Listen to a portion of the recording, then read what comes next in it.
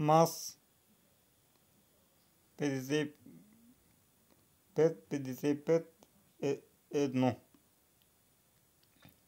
Най-хубавия двуосен самосвал на МАЗ.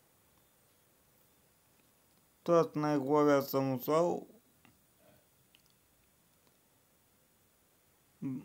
най-хубавите камиони в България са марка МАЗ.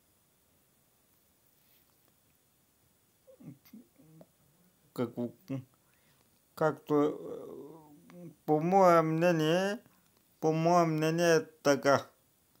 Най-хубавите камиони в България са МАЗ, защото са от Съветския съюз. Не какво да е, а от Съветския съюз. Ние трябва да караме камиони от Съветския съюз. Да не се изложим като българи. Това е моето мнение.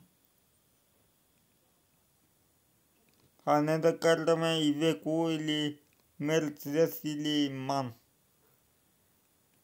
което е западно. Или Скания, например. Според мен българите трябва да си караме руското. МАЗ, КАМАЗ, Урал, ЗИЛ и това е. Това е моето мнение. А сега да се върна на този МАЗ. Този МАЗ съм го натоварил с месинг.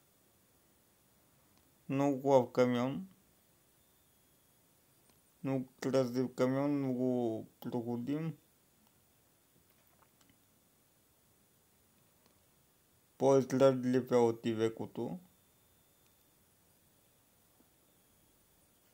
И по-надежден. Този камион в реален размер е по-надежден и по-хубав от Ивекото. Ако бих предпочитал между Ивеко и МАЗ, или между МАЗ или Скания, бих предпочел МАЗа. Защото МАЗа си е МАЗ. Това е положението. МАЗа си е МАЗ. Красив камион. Хубав надежден камион.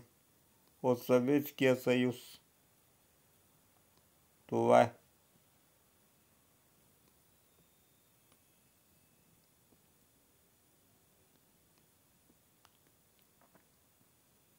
Това искам да покажа тук.